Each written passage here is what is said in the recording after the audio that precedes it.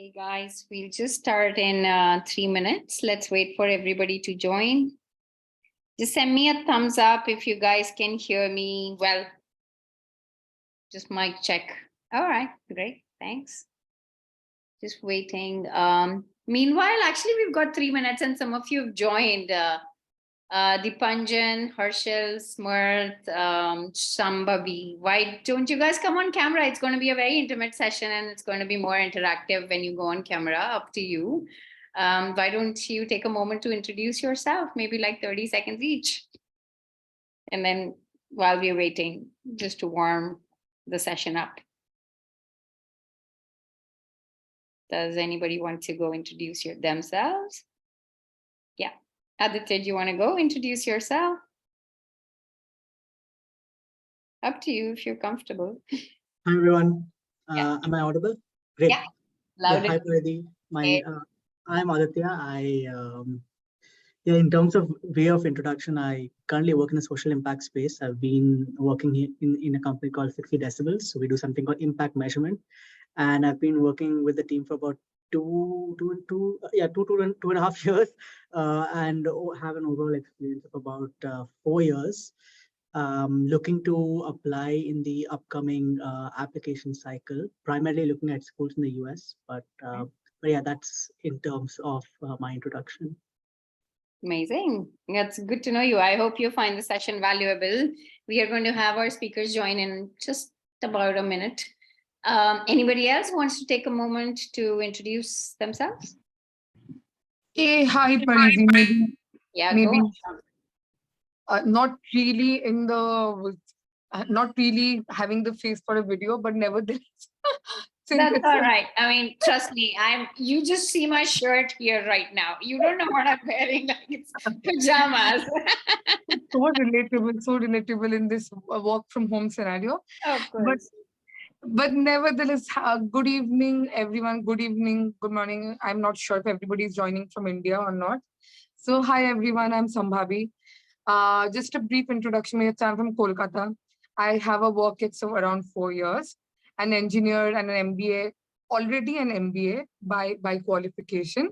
So just looking forward to giving GRE or GMAT this year, and mainly targeting schools in US and Europe as well. So that is all about me. All right, great to know you, Shambhavi. I hope you find this insightful. All right, we're almost on time, waiting for everybody to join. So I'll take a moment to introduce myself. I am Paridi, co-founder of MBA and Beyond. My journey for entrepreneurship started back in 2013 when I was at Howard Medical School. And I was killing mice, basically, just doing some organ transplant on them. And I did not see myself working in the hood for the rest of my life. And in 2013, I came back to India, started and failed a startup in 2.5 years, moved to Singapore as a digital marketing manager and a growth hacker. Ever since, I've been like growth hacking, working in the marketing space, teaching people on entrepreneurship, worked with Nestle, Unilever in their leadership development phase towards entrepreneurship. When I worked with a lot of MBA candidates, that's when the idea hit me along with my co-founder when we were having a couple of drinks one of these evenings, and we decided, what's really happening to people at business schools? 80% of them, they don't know what they're up to, what they really want to get out of an MBA. And that was true because Shantanu, who's my co-founder, he went to INSEAD and we interviewed so many people there. They were clueless about what they wanted to get out of their MBA. So that's when the idea of MBA and Beyond hit that I don't know what admissions consultants were doing back then, helping them write their application, but more about like, let's try to figure your story out more, more deeper than just your professional resume, but get to know your personality. So that's when MBA and Beyond was born a couple of years back. And we've been giving back to the community ever since. So just to let you know, if once you become a part of MBA and Beyond, you are forever a part of MBA and Beyond, not just as an applicant. There's a bigger part of the community initiative that we are driving since past 1 year, and it's massively building connections across different business schools. So you could make it to LBS, but you could become friends with somebody at Columbia and you could do a startup together. So that's like the broader vision of MBA and Beyond. And I think we're on the right path. Thanks for joining everyone today. We've got two amazing speakers with us, Sanjana and Priyanka. They are our successful applicants, and I know whatever questions you have, you can feel free to bombard them with anything. I'm going to hand over the mic to them. And why don't you introduce yourself, Priyanka, Sanjana? Anybody can go first. All right, I'll go first. First of all, thank you so much, Paridhi. Like I was just mentioning a few minutes ago, I feel like we've come full circle because I started exactly where you guys are at. And I had my first profile evaluation with Paridhi, and she told me some of the things that she just told you guys. So I'm thrilled to be here sitting on the other side. That said, I'm Priyanka. I was born and raised in Bangalore in India. I recently moved to Hyderabad. I am a BCom grad, unlike a lot of engineers who typically apply, for MBA programs. During my second year, I interned with Goldman Sachs, and then I decided to join them full-time, the India office. So I worked with them for 7 years within asset management as well as private wealth management. Then in late 2021, things kind of went astray on the personal front, so I had to take a career break. And during that time, although I kind of knew I wanted to, apply for an MBA, I also decided not to just be working on my applications, but also work on some things that I have been passionate about, but didn't have the time to kind of pursue during work. So I volunteered at a couple of nonprofits, education related, because that's something I've been passionate about. And I was also keen on doing something related to impact investing, maybe in the future. So it'll be a good time to kind of add this community experience to my corporate experience. So I volunteered with Teach for India for a couple of months. And then now I continue to be part of two nonprofits called Clay Lab Education Foundation, as well as Make a Difference, where we kind of work towards providing educational equity to underprivileged children in India. With respect to my goals post MBA, I am either looking at pivoting to consulting again, but on the investing or investment consulting side of things, or strategy consulting. And if that doesn't work out, I still want to go back to asset management or investment management. So I'm keeping both doors open at this point. Sorry, I forgot to mention, I'll be going to Booth this fall. I didn't have a great GRE score, so nor did I have a great GMAT. So feel free to ask me some questions if you have in that regard. Over to you, Sanjana. Yeah, so I think this is the perfect point to start. I don't have a great GMAT score, so we're part of the same gang. And I think that's the best way, when you're talking about college and apps, that's, I think, always question one for a lot of people. What was your score? And that's how, everybody kind of thinks in their mind. But yeah, just a little bit about me. I'm based in Delhi. I've been working with KPMG for 6 years now. I work in their risk consulting team, but specifically in the Technology Center of Excellence. So I basically look at rolling out SaaS products to our clients, internally to other KPMG firms. And it's a global role. And I work along with other KPMG member firms to see, what's the development that we can do on products, what's the need, price point, strategy, all of that. Post my MBA, which I will be pursuing at INSEAD, I hope to pivot to, I'm going to move out of consulting and pivot to a product role only, but specifically product marketing management. So again, the strategy side of the product, because it's also part of the experience that I've had at KPMG. I think I had started my journey also, like a lot of you, or a few of you at least. I spoke to Paridhi first at a coffee session, I remember, and all of us are asking our questions. That's where my journey started with MBA and beyond. And ever since, I had a 3-school package. So I applied to INSEAD, IESC, and HEC at a time when I was still kind of preparing for my GMAT. So I was doing my GMAT prep parallelly and prepping for these schools. Which can be, obviously, I think a few of you might be in that same boat. So it can be a bit stressful. But I definitely think for me, it was probably most stressful because I had a couple of failed attempts while I was looking at my application process. I wanted to apply for round 2, but my plans got shifted because of my score, and I ended up applying in round 3. So I really did a lot of things. When we started, I started with a plan. It didn't really work out as planned. But I think what did work out as planned was my application, the story that I wanted to put forward. And I got 2 successful admits at INSEAD and IESE. So yeah, that's a bit about me. Great. Thanks, both of you, for introducing yourself. And yeah, for the elephant in the room, which is GMAT and GRE, I'll share some stat for all the audience that's sitting out here right now. Only 34% of these guys have their scores. The others are in the dilemma. They are going to either take their GMAT in the next 1 to 2 months. So they don't know whether they should already start working on their application. So that's the reason why, Sanjana, you're here, and a bunch of people will have questions around it. Some of them are even retaking, because some of the scores I know, they didn't end up getting the right GRE score. Somebody's stuck at 312. Somebody's stuck at 319, and they feel that's not a good score enough, to make it to any business school. By the way, that's a question I got, Priyanka, so maybe you're the person to answer that. Somebody's stuck at 660, but yeah, either they are reappearing or they're going to be appearing soon. 34% are the only people who have scores right now. Anyways, let's start with Q&A. So Mike, and the stage is all yours, guys. Everybody who's the audience here tonight, please feel free to raise your hands, and we'll, of course, pick in the queue. So whoever has questions for Sanjana, Priyanka, feel free to raise your hands. Meanwhile, there's a little surprise coming in for you. So some of our consultants have agreed to give full scholarship help to candidates who sign up with us by 20th of April. So they've opened their slots, and we are taking in around 20 such applicants with great profiles, which you all are, by the way. If you are sitting here, you all are great profiles. You've been shortlisted to join this coffee session. And we're going to be offering free scholarship help for all the schools, both internal and external. For women, it's going to be 4-day fellowship and laid law. So if you're keen, you're going to receive an email. All right, we're going to start with questions. Sumit, you can go first. Yeah, hi Paridhi, how are you? Great. Yeah. So Paridhi, I just wanted to sort of understand that my profile for an MBA is a little complicated.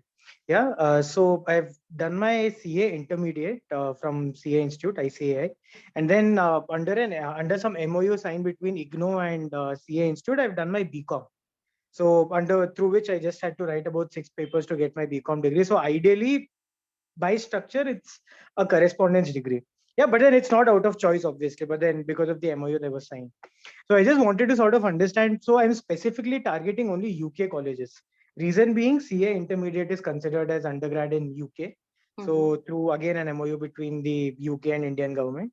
So that's the reason I just wanted to sort of know if my degree, BCom degree would hold good, and also in my BCom, for some reason, I've scored only 58.17. About 7 people who wrote with me, everybody scored the same marks.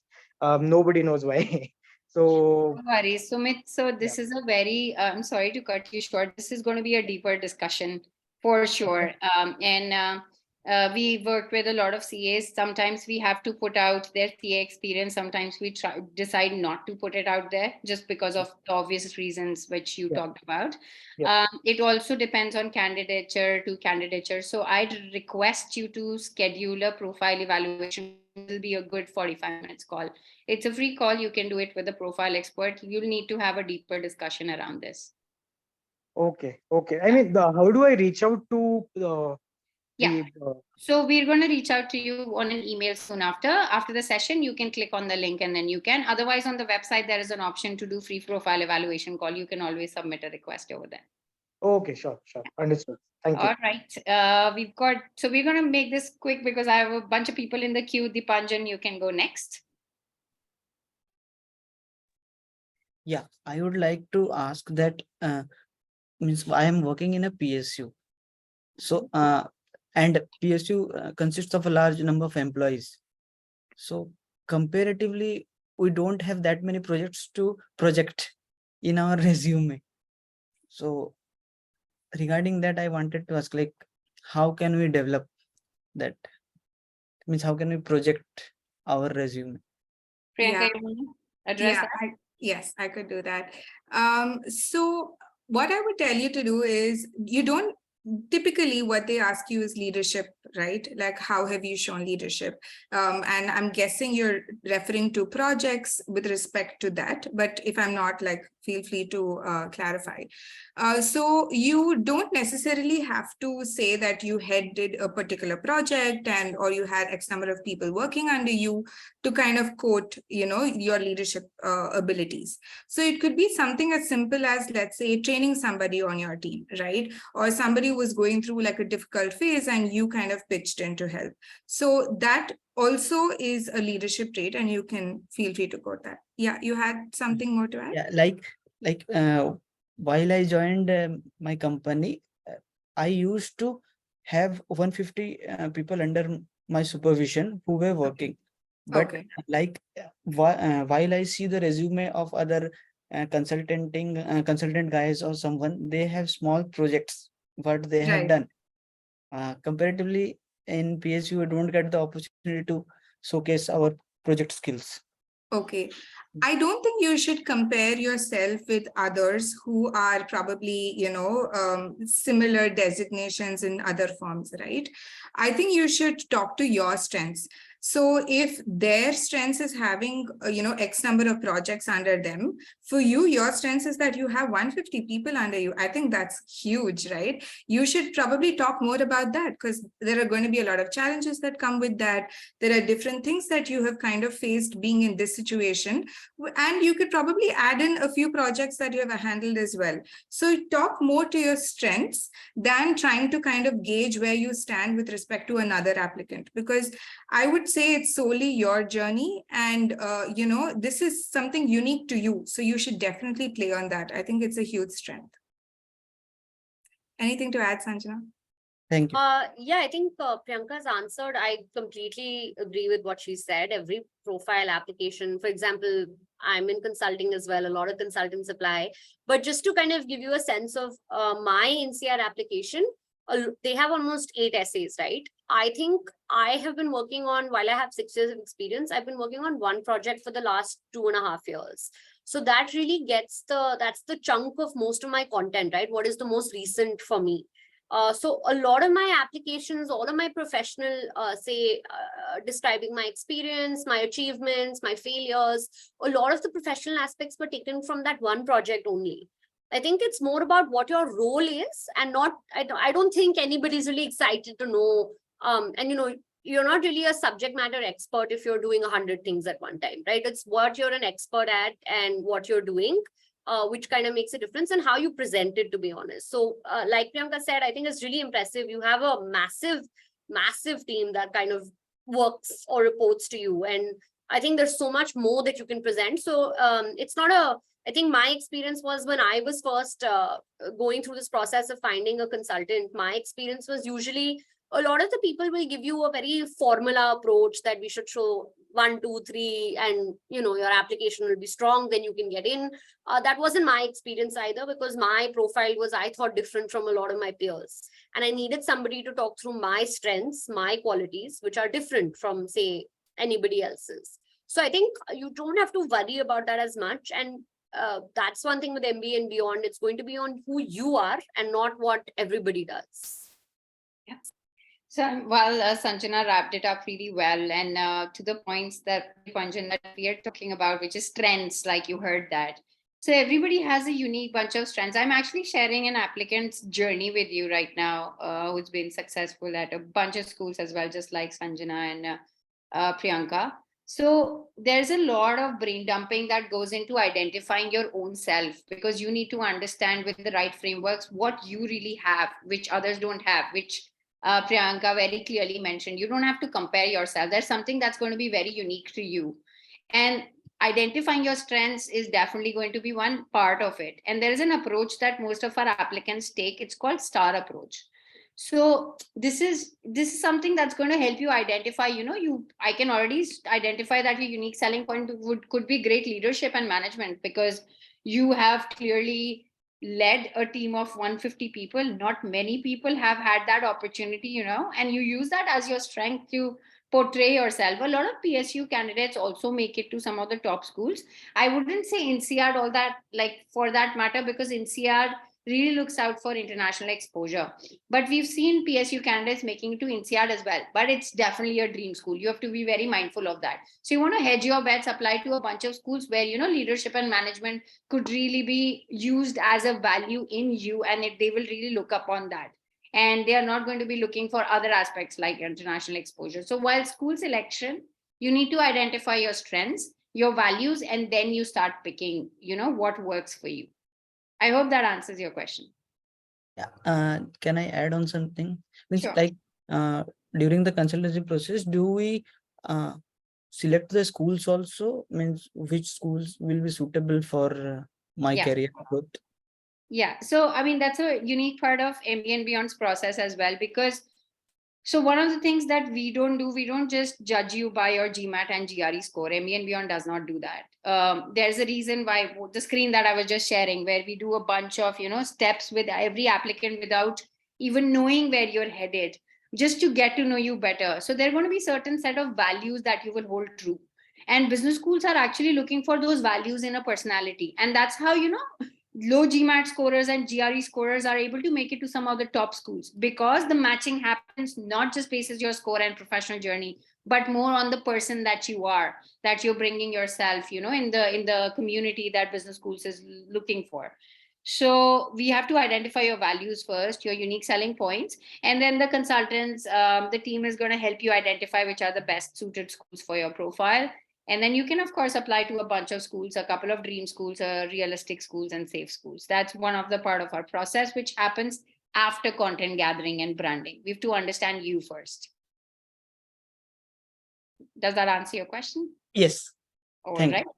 Okay, we've got a bunch of hands. Sambhavi, you can go next. After that, Uma and Debrata. Thank you, Paridhi. Though I think my question has somewhat been answered by you already, but still I'll just ask this question again. So because my profile is somewhat very similar to Sanjana's, because I have worked with Deloitte in consulting. At the moment also I'm working with Accenture Strategy in consulting again. And I did see in the mail that Sanjana's GMAT score is 680, if I'm not wrong. So because I, like Paridhi already mentioned starting the call, only 34% have given their GRE GMAT. I'm in the remaining 66% who is still trying to figure out whether I should give GMAT or GRE and when. So I was just, because I was under the impression and Sanjana, by both of you, congratulations, Priyanka and Sanjana. Like these are my dream schools as well, just like many others. So I was under the impression that to get into any of these schools, a score of at least 700 plus is needed in GMAT. Because I come from a background which is overrepresented, engineer, consulting, not something which is unique. So then what do you think helped you? Is it like the application process? I mean, your SOPs, your essays, or what worked in your favor, especially to Sanjana, because Priyanka's profile is still very unique, but more so to Sanjana, this question would be, what do you think helped you? I think you have completely nailed some of my insecurities at the time I was applying, because a lot of people are, and you will come across, it's always like when you hear consulting any of the big fours, you already are kind of saying, okay, where do I stand? And that's why for me, I spoke to many consultants before I joined. And it was always that formula driven approach. Like I said, they would also say, oh, consulting, you need to get this much score.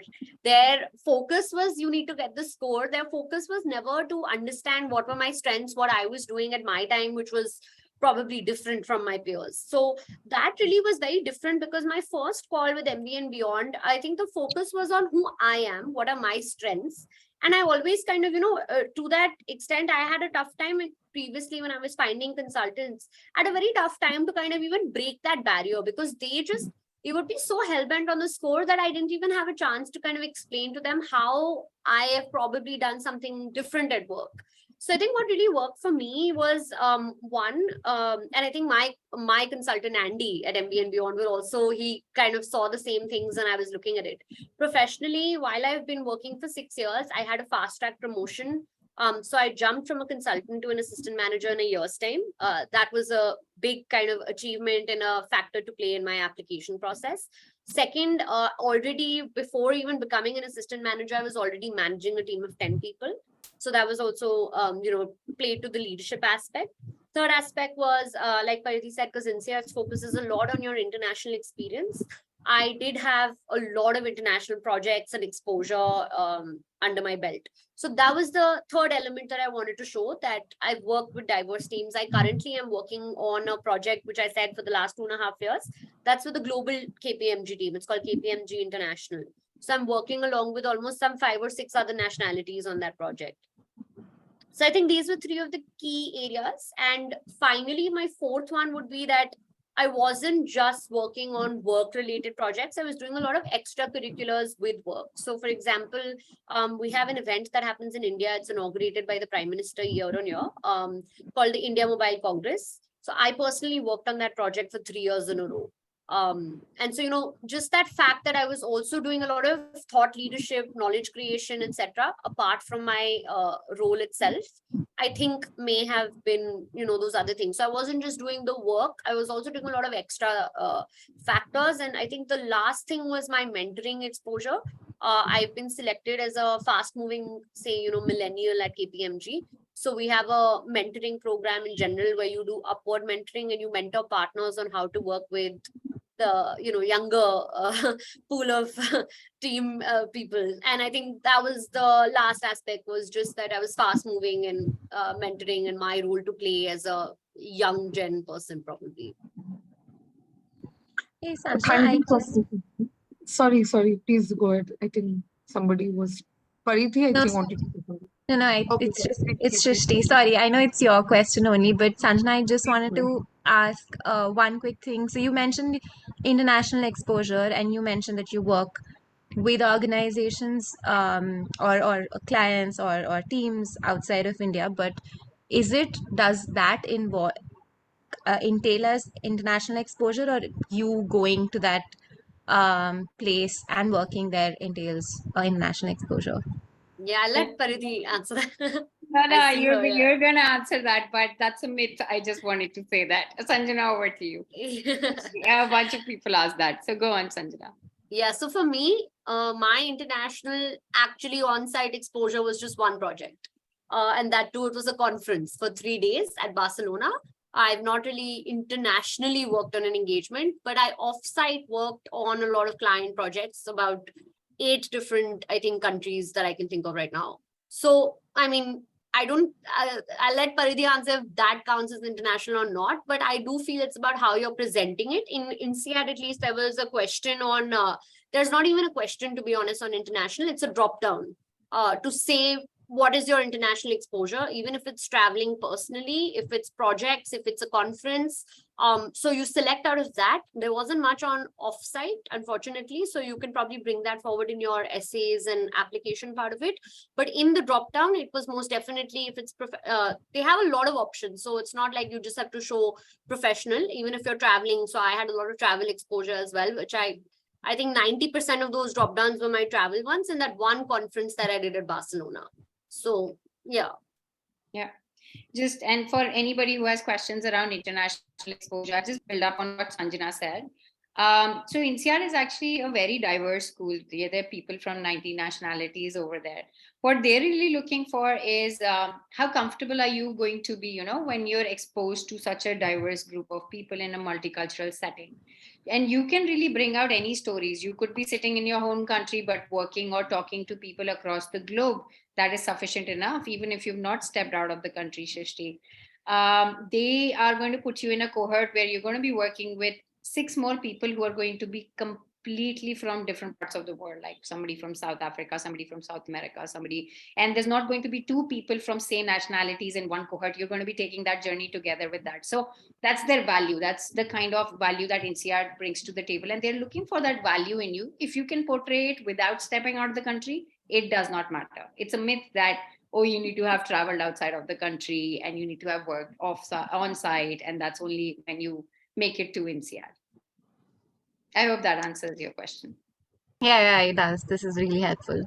And just to add, I remember the only area where it really came out in terms of my international was there's a video interview process which happens once you submit your application. In 48 hours, you need to answer a couple of video based, it's almost like an extempo. You get questions on the screen. And I still remember my third question actually played to that extent. It wasn't about my international exposure, but it was about how I work with a diverse team. So I still remember the question was that how, name one time that you've had a disagreement or a misunderstanding because of cultural differences. And that's kind of where it really played into that, what my diversity or me working with diverse teams kind of accounted to. Yeah. Yeah. Shushi, are you thinking of writing INSEAD for early, September, August intake or Jan intake? What are you thinking? Just trying to understand better. Oh, you're on mute if you're talking. Yeah. Sorry, I'm thinking of September, but Okay. not really NCR, just NCR, more so Of course. Berkeley has and all of those. But I think this was one question I usually used to have in my mind because I've worked with mostly clients outside of India. But Yeah. whenever someone asks me this question, I still think a little like, is it that it's international experience or not? So yeah, this is helpful. Have you done a profile evaluation with us? Not yet. I think I have, but I don't know if that's considered as a profile evaluation. I had a call with one of the experts, I think Anushka. Yeah. Yeah. Yeah. So is that okay? Of Yeah, course, I it have. is considered. Yeah, she's headed to judge. All right. So that's good. Good to know. Sorry, I have one more thing quickly. I'll probably just touch on that. So regarding being overrepresented and how to differentiate yourself to that point. So I would say don't just look at your professional career so far and of course extracurriculars. Try to take a step back and do a little bit of introspection on who you are as a person. Okay, there are a lot of like personality tests, like there's a 360-degree personality test you could do online. It's completely free. Try to see where you fit in, what are some of those traits which are kind of unique to you, and also look at your upbringing or maybe your family. How has that kind of influenced you? Because those are some things that we don't really think about much, because when it comes to application, all we think about, oh my god, my GMAT score needs to be fine, how is my professional career been so far, what's my career trajectory, etc. But take a step back and think about those things as well, because I think some of those things might have influenced some decisions that you would have made. It could be like volunteering for something, or just something you're so passionate about but probably didn't get a chance to work on, and maybe you can take time out to do that. For example, like my grandmother, she migrated from Burma to India, and it was during the war, and they didn't really have access to education. So this is something I didn't really think about, but I feel like that's probably the reason why I'm so inclined towards education and my contributions towards the nonprofits that I'm at today. So keep that in mind as well. Thanks, Priyanka. That was very, very insightful. And that gives another perspective as well. I hope that opens up our, perspectives, how we are thinking about international exposure. All right. Yeah. Shambhavi, we're going to come back to you because we've got 30 minutes and yeah. Thank you so much. No, nothing. Yeah. My fears have been allayed to a great extent. Thank you. Thank you so much. All right, great. Thank you so much for being considerate. Uma, you can go next. Yeah, thanks, Paridi. So actually, my question is how to address a low GMAT score, because I actually gave 2 attempts. One I got 520 and the second one very recently I got 660. So how do I address that? And I also have another question regarding the recommenders, because in my organization, the manager is not allowed to give a recommendation. So I have a supervisor who can recommend me, but are like 2 supervisors okay to recommend? Like, I mean, is the manager really, really required? Yeah. Do you want to take it, Sanjana, Priyanka, the first one, low GMAT, GRE question? Yeah. Maybe I could just touch upon a couple of things, and Sanjana, you can, cover the rest.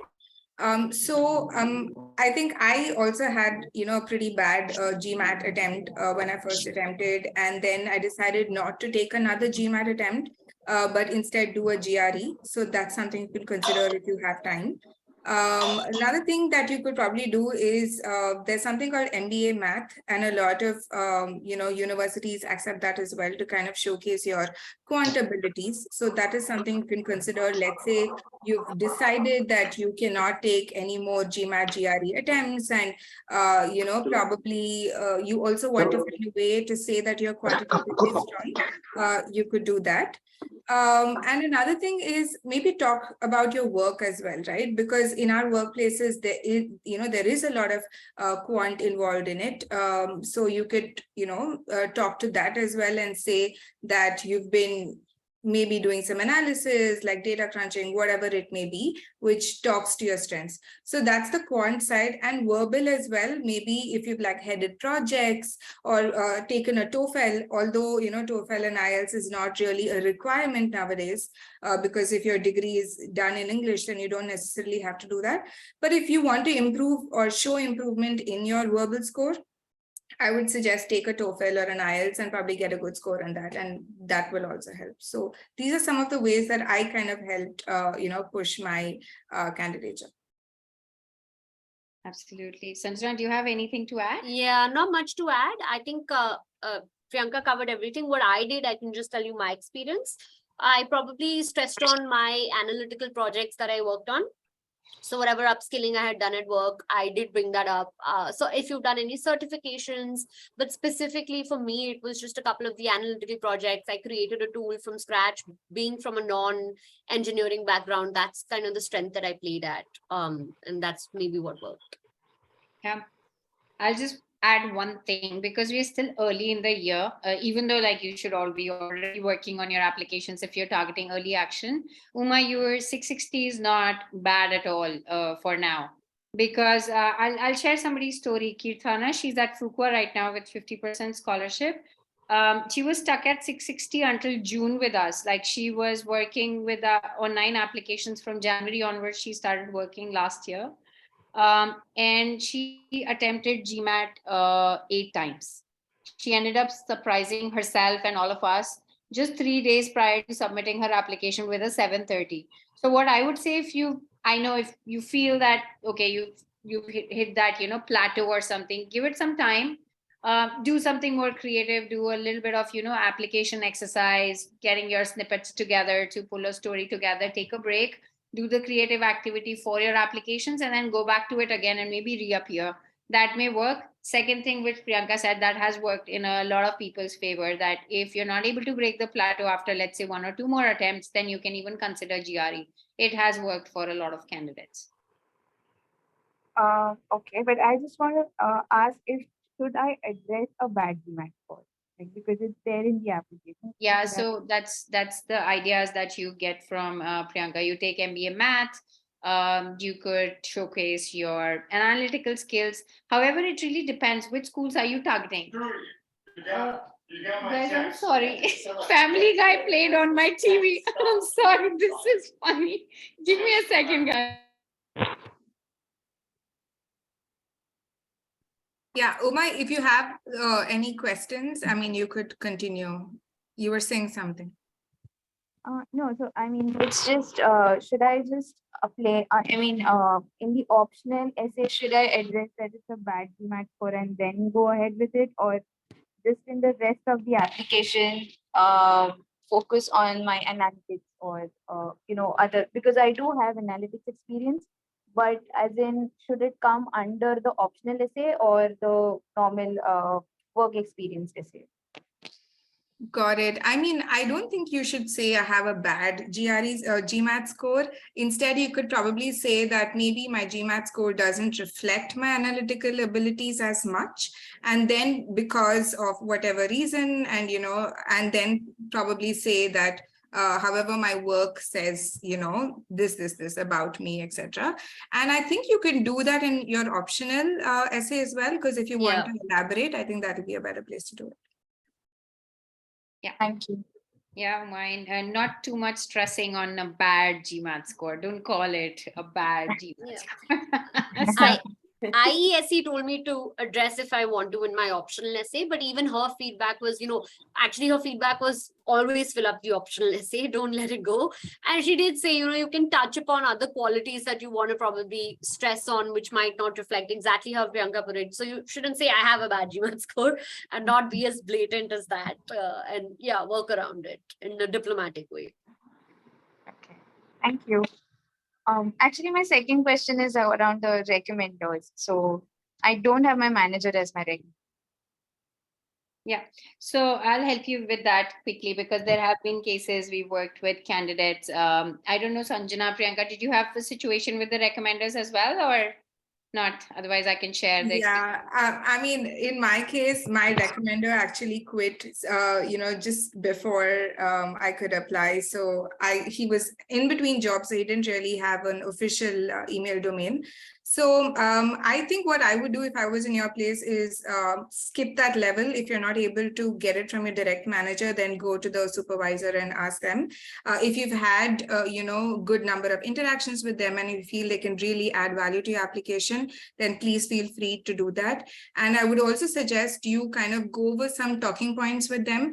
Just tell them, maybe like refresh their memory about your interactions, how you've contributed to projects or day-to-day work, etc. So that they kind of have it fresh in mind when they're putting it down. And quote different instances to them, saying maybe like you helped a colleague in one instance, you worked on a project and helped achieve XYZ in another instance, so that they could add some concrete evidence instead of just saying she's a good worker. They say why they think you are good as well. So yeah, these are some of the things you could do. And also, if at all the school is very particular about you getting it from the direct manager, you could address that in your optional essay as well, stating that you couldn't get it because of, this particular regulation or whatever the norm is in your office, because of which you've chosen somebody else who you've had considerable, interactions with. I think that should do. Yeah, and I would have exactly answered what Priyanka answered. Uma, it's also identifying key players or, key members in your team. It does not necessarily always have to be a manager who you've closely worked with, and they are going to vouch for your strengths and, your unique selling points that you're bringing to the table. As a part of MBA and Beyond's process, the team does something called, content gathering, not just from you, but also from 3 key members who you feel know you inside out. So that could be one personal connection, one professional, and the third one could be either personal or professional. So sometimes our candidates do choose their recommenders who may be direct managers or maybe not. And then we get to know you from their perspective. So as to somehow bring it together and, it's like a piece of puzzle put together to frame a big picture, because your recommendation has to be complementary to your essays. So that's what Priyanka just mentioned. You need to take your talking points to them and refresh their memory and identify. It does not necessarily have to be your direct manager. People have a lot of situations in family businesses when they are not able to identify who should they go for as a recommender, and in a lot of cases when they're startup co-founders who are friends as well. So then there are ways to figure out who your recommender should be, who could be the next best recommender. Thank you so much. All right. Brata, you can go next. After that, Shrishti will skip you for a bit because we've answered, and then we'll go to Harshal. Hello. Yeah, go on, Brata. Yeah. He's been here.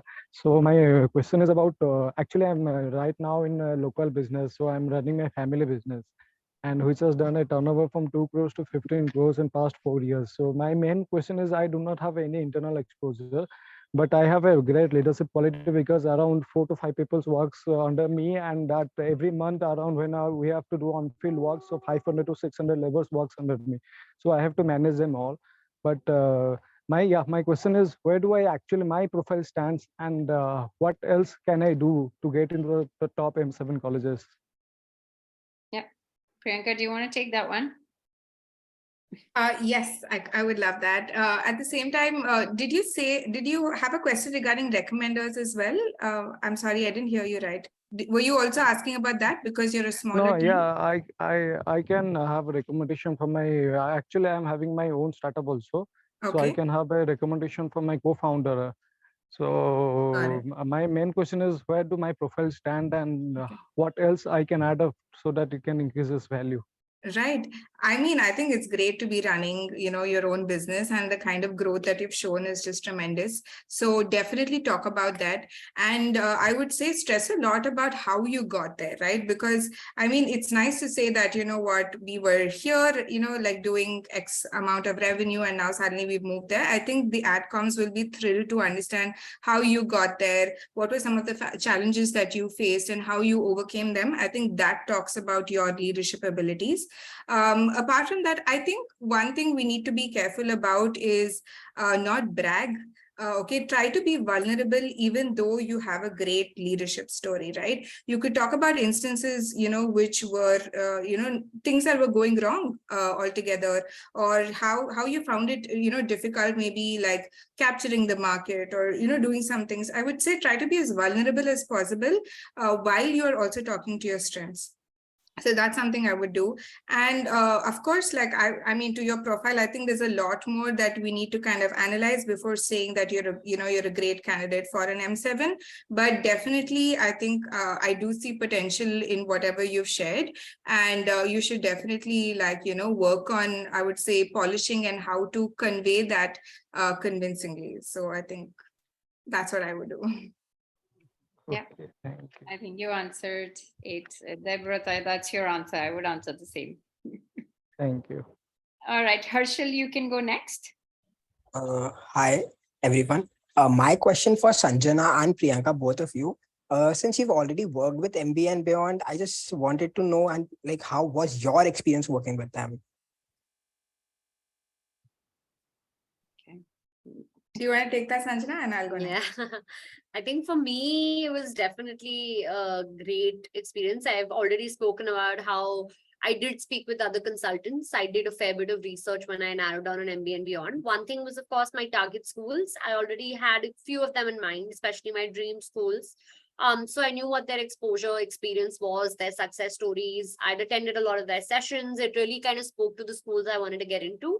The other thing was, I felt like every person I spoke to as part of that process was just very, I think probably speaking the same language that I was, and it wasn't, I keep saying this because I don't know, maybe I just had a bad experience before that, but really a lot of the Indian counselors will break it down to a formula approach and be like, you need to get this score, you need to show this, you need to show your NGO experience. And, it's just that for probably a thing that works. So they kind of say, but every candidate, every person is so different. Everyone's strengths, qualities. I think so far the stories we're hearing on the call, everyone comes from such different backgrounds that you can't just boil it down to that. And that kind of worked for me. I think my experience at MBA and beyond, that the content creation part, the one way content gathering, which Paridhi was saying, we really spent a lot of time. I think almost a month went into just kind of collecting content. Ayushi, somebody at the team going through it, brainstorming with me, helping me, look at something that I'm doing, but present it in a very beautiful way that I myself hadn't probably thought of.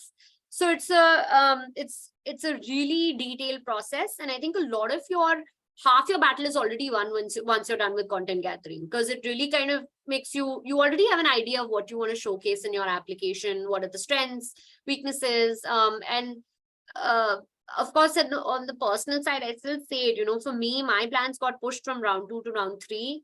Andy was really my pillar of strength, I think, through it, because not once was he, when my GMAT didn't go as planned, I was really stressed the time I took it, and it went really badly.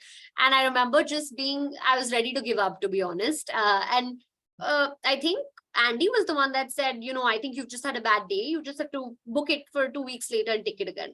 Like, he was so confident that you've just had a bad day and you need to just get out there and do it again. And also, like, he was kind of reminding me when I was pushing it, because I got more nervous, I think, for my next attempt. He was like, have you booked the date? Have you booked the date? So it's a really good push. And I think he already knew what my merits were, what my, how confident he was feeling about my application, that he gave me that push. So for me, it was a great experience. I think I've already kind of talked through it, but yeah, I think I'll let Priyanka answer the other part of it. I got Sure. goosebumps when Sanjana, you were talking about this. Like, yeah, go on, Priyanka.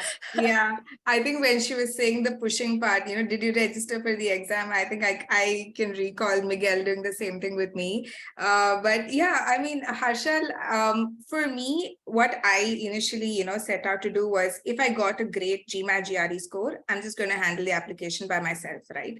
That was my initial thought. And I think most of us kind of feel that way, that if we have a brilliant score, then we don't need much help.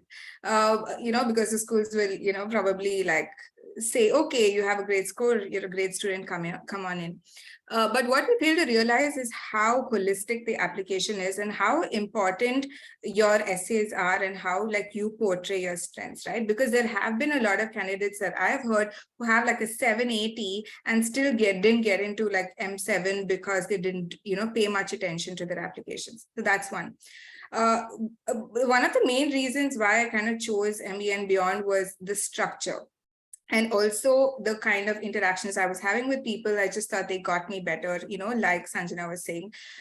So here it's a very structured approach where, sometimes when you especially start off with your SOPs, you don't know how to get started with it, right? Like, what do you do to kind of get the best stories and what are you supposed to even say, right?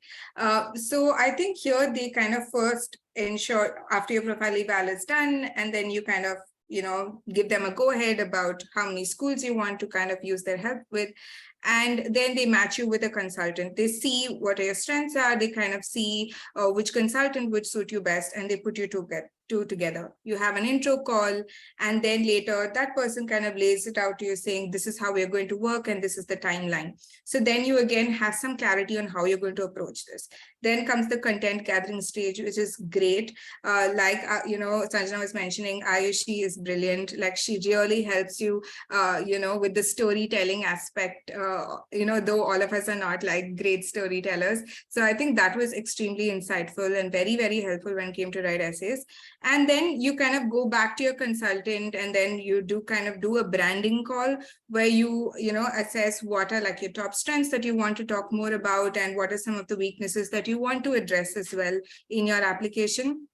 And then like you decide what your schools should be, right? What are the target schools? Like, what are some which is like within your reach, some, based on multiple aspects, right? For example, I just didn't apply to all M7 because I know I wanted to go to M7, right? I chose Booth and I chose Columbia because I felt like I would be a good fit there. And how did I arrive at this? Obviously with the help of my consultant, and also kind of attending webinars and talking to current students and alums. While MBA and beyond is giving you a really great structure and they're really pushing you in the right direction, I think you should also take it upon yourself to kind of do a lot of research, talk to as many people as possible, see where you are a good fit, because ultimately, I mean, it's your journey, right? You need to be as invested as the team at MBA and BS. So yeah. All right, thanks. Harshal, I hope that answered your question. Yes, Parit. Hope to have you on board really soon. All right, moving on. Madhav, do you want to go next? We've got, I don't know if we'll be able to take up all the questions. Madhav, are you there? Okay, we're moving on to Likita. Do you want to go next? Yeah, sure. Hey, I had a question regarding, Sanjana did touch upon few of the spikes that she saw in her career, like an early promotion and also having like a really like great leadership roles, managing like a team of 10 people and also even if, is it like really necessary to have these spikes in your career till now in order to maybe get a seat in M7 or NCR? Like I know maybe you would say that there is no such strict formula or that having this in your profile will get you a seat there, but yeah, I just wanted to know your thoughts on that. If I'm not having any spikes in my career as such, then how easy or difficult it is. And my second question is regarding the clarity regarding how MBA is going to add value to your career. And would like to know about your journey on how you could answer this question. Was it very clear to you right at the beginning, or because of the structure that MBA and Beyond had, in that journey you got even more clarity on why to do MBA? Yeah. Sorry for taking a lot of time. Okay. Yeah, maybe I can kick off. I'll try to keep it short. I think to your question about how did I go about why MBA, right? So definitely I was not very sure about what exactly, what goal or career goal I need to state. So I think the MBA and Beyond structure did help. They do kind of give you like a box where, they ask you about, okay, what do you want to change, right? What domain, function, location? Like, do you want to change all three of them, or do you want to change two of them? They recommend two, right? And then later, when you lay out your strengths, your weaknesses, and some of your stories, you also it's a lot of introspection that you do, right? When you're doing this process. So you eventually kind of think about, okay, an MBA I know is a huge investment of both money and time. What do I want to get out of it? So that is something you definitely have to think about. And the process also helps you do that, right? And I think one thing which you need to keep in mind when you're even writing your essays is, what have I done so far? Okay, where do I want to be? And how is this MBA or the school going to help me get there? I think every time you write your essay, this is something which needs to be like, I would say an umbrella of sorts, based on which you are, kind of approaching your essays, because only then you're going to convince somebody to kind of, accept you into the program. Regarding spikes in your career, so even if, let's say, you haven't had so many promotions or whatever, you can talk about some, project successes that you've had, right? Or some people's related successes you've had in school and college. Did you participate something, have some successes in those areas? Right. And even if you don't have anything you feel is, worth, narrating, create new spikes for yourself. So despite being on a career break, if I've landed an M7, it's because I decided to navigate that in a certain way. Like, I spoke about what did I do during this break, right? Like, so there was a family member who was ill, and because of that, I had to kind of take this break. So I spoke about what did I do? Like, how did I help out at home, right? Spoke about those things, which brought out a completely different side from my professional career. And another thing, I started doing NGO work. I started, taking initiative there. Like, I kind of ran a campaign where I raised funds for menstrual cups for 110 students. Okay. This is something I didn't have before in my profile, but I started thinking in that direction about, okay, how am I going to help myself? Yes. But at the same time, do something for society and do it in the direction of what I want to achieve. So I think you should think about where you want to head and how you can kind of do different things. And that comes only with talking to people and, and I think you're already doing that. So, yeah. All right. Yeah. Thanks. Just building up on goals. This is a classic mistake if you're trying to work on your applications by yourselves. It's something just I wanted to advise all of you.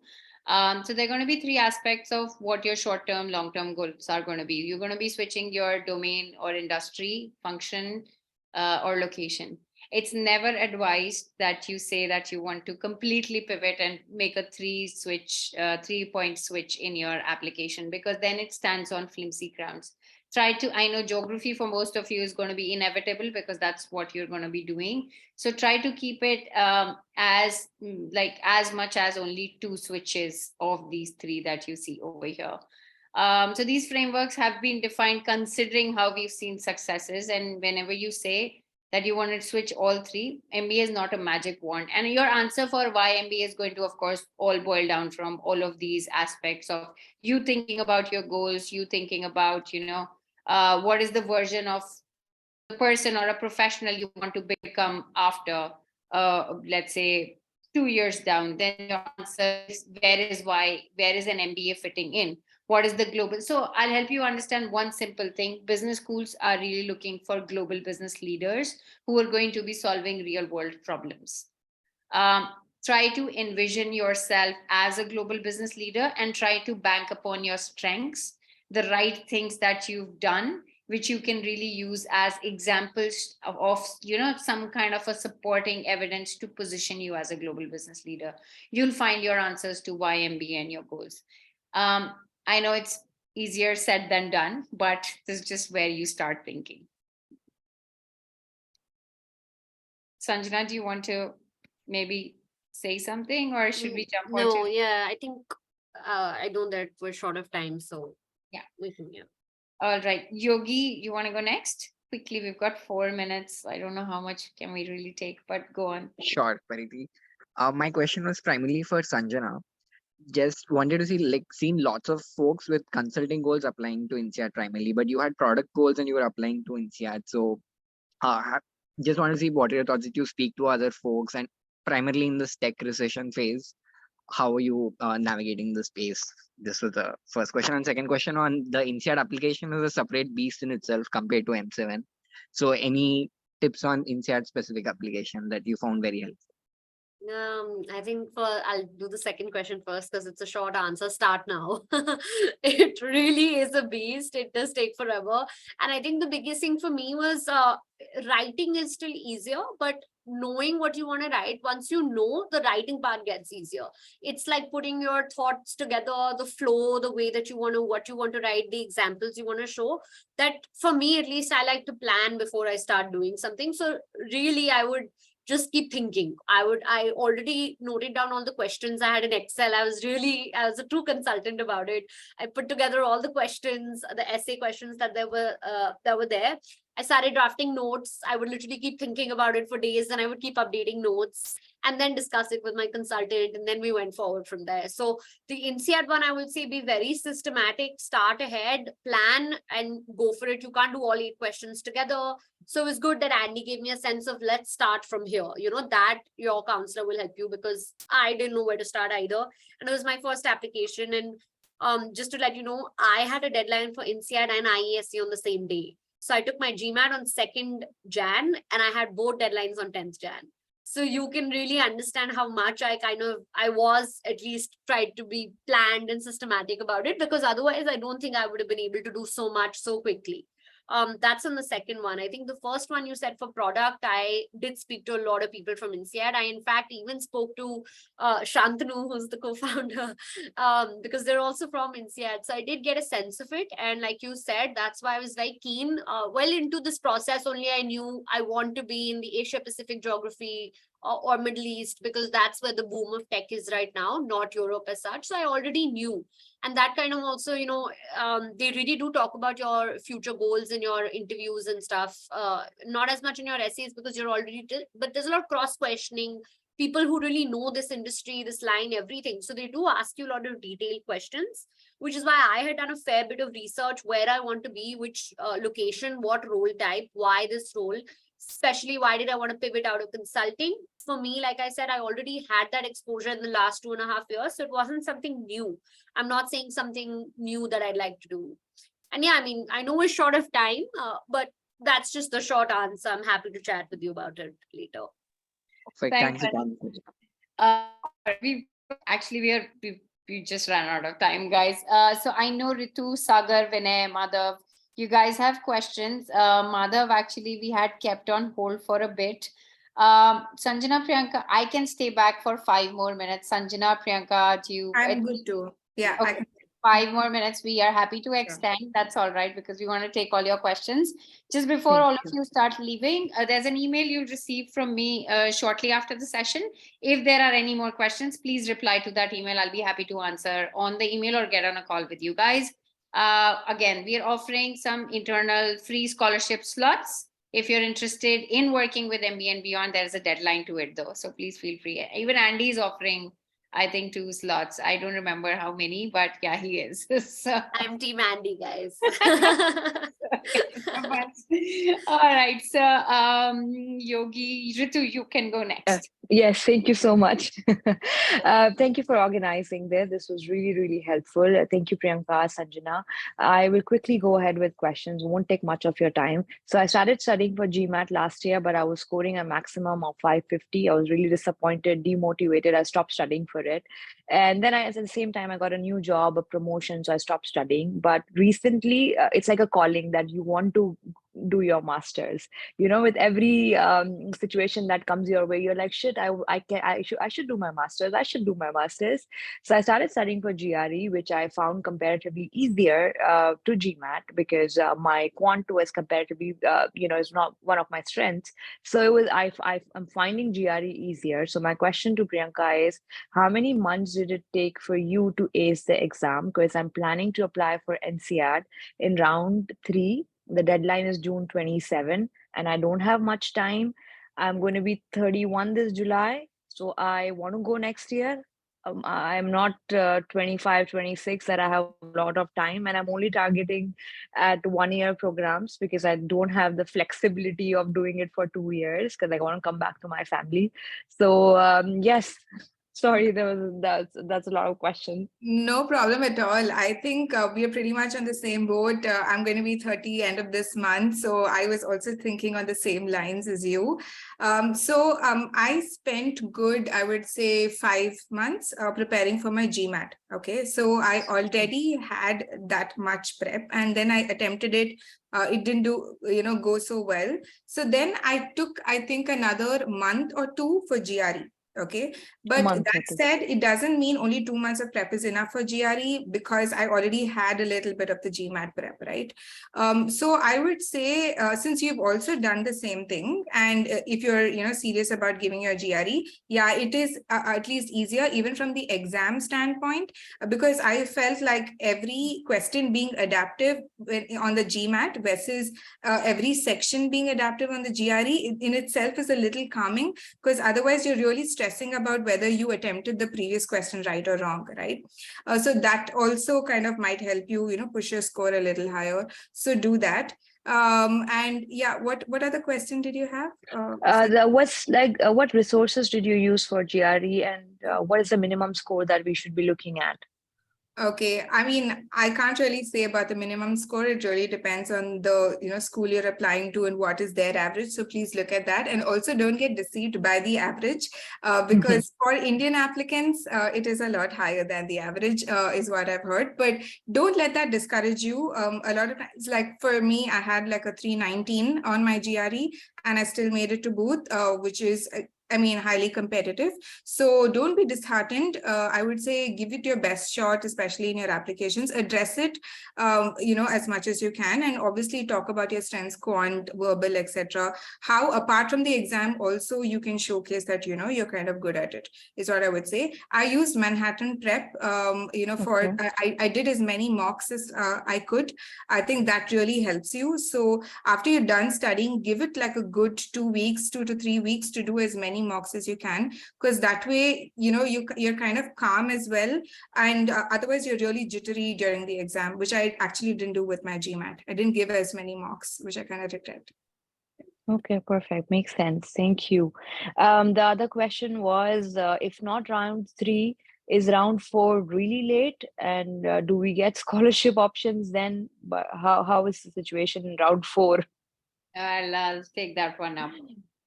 So for a very average profile, we don't recommend going for R3 and R4. But yes, if your candidacy can bring out very unique selling points that match with INSEAD, we have seen great successes in round 3 and even with scholarship.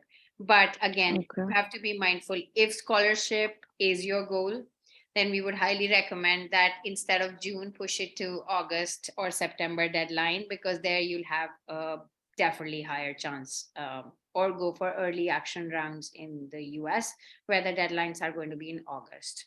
So if scholarships is one of your priority thing, then the team is, if you're working with MBA and beyond, they're going to totally tell you, look for September, don't go for a round 4.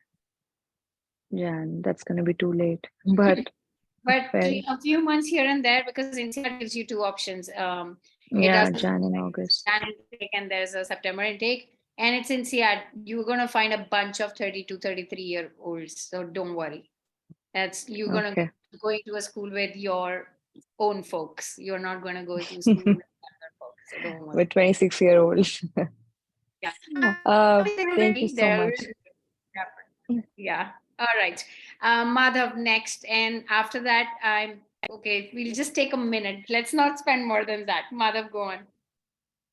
Sure. So hi, I just wanted to ask a few questions. So firstly, like I've done my graduation from BITS Plani, where I've pursued a 5-year program. But the unique nature of the program was that the 5th year I was for the whole year interning with JP Morgan. It was a paid internship. I had no curriculum and internship. I mean, the stipend was really good. So now I am spent 2 more years working with a firm, and I have some pressure from the family to go for an MBA earlier rather than later. So I just wanted to understand that the internship period at JP Morgan, which does that count as a work experience? And the second question was that if, for example, I want to give a shot at an MBA application this year on my own, and I mean, if it does not happen, I want to try next year with a consultant. Does my chances decrease? Because I've heard some rumors that if you are rejected from an MBA school once, don't try to apply there again. So these are my 2 questions. So I'll do that real quick. Reapplication is definitely hard. So I wouldn't, if you know that you're just trying it for the heck of it, don't do it. Just do it when you're fully into it. Okay. Whether it's with a consultant or without a consultant, it does not matter. Second, I think you're still very young. You need to accumulate more experience. 2 years, you said, right? 2 years of work experience. So yeah, 2 years of full-time work experience with JP Morgan and 1 year of full-time internship. So I don't know if it counts. No, internship won't count. If you graduated before that, it may count. But if you graduated after, then it will not count. Yeah. You do a deep profile evaluation. Some candidates with your profile who've got, great profiles, they have made it to some of the top schools with just 3 years of experience. Because I think you'll have 3 years of experience at the time of matriculation, if I'm correct. If you'll apply. Yeah, you're right. Yeah. Yeah. So to do a little discussion around where you stand. If you can bring out, what business schools are really looking for, you're good to go. Okay, thank you. All right, you're welcome. Just one question, Vinay, and just one question, Sagar, and then we wrap it up. That's it. No more hands raises, guys. You can always reach out. Can I go ahead? Yeah, go on, Sagar. Yeah, firstly, thank you so much for this session to you and your team. So my question is that suppose if someone applies to the UK universities, then just like in India, where they get overseas placements, so can someone who does his or her MBA in UK get a placement in US? Like how it happens in India, there are Indian placements, domestic, as well as foreign placements in like other places after MBA. So if I wish to work in, Sagar, sorry, got your question. So there's no placement cell in international business schools. The name itself holds the credibility. You have to do a bunch of networking yourself, but just having that tag, let's say booth on your piece of paper and INSEAD on your piece of paper can do the trick for you to land job anywhere across the globe. A lot of INSEADers, my own friends, Shantanu's friends, who's the co-founder, they studied in France, but they are based out of Chicago, working with McKinsey Bain. A bunch of friends that I've got, they graduated from Booth, where Priyanka is headed, and they're working in London and Amsterdam. So these are global business schools. You get global opportunities, but there's nothing like placement cell that's going to place you. You've got to do your own grunt work. Thank you. All right. Vinay, you're last. After this, we're wrapping up. Good to me. Yeah, go on. Okay, so this question is for Priyanka and Sanjana. Majorly, how did you research the colleges? Like, which channels did you use apart from going through the website? Just a brief background. I'm a graduate from Essex, just did my master's, worked for the United Nations, currently working for an impact investing fund.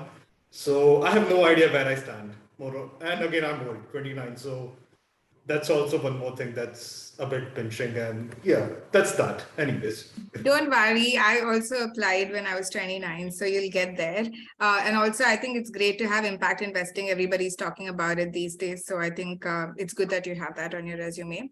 Also, how did I go about the research? I think I just spoke to a lot of people, attended a lot of the webinars. So I would say, since you're anyway going to the website and reading about the school, I would say enroll for all those webinars and coffee chats with alums, current students.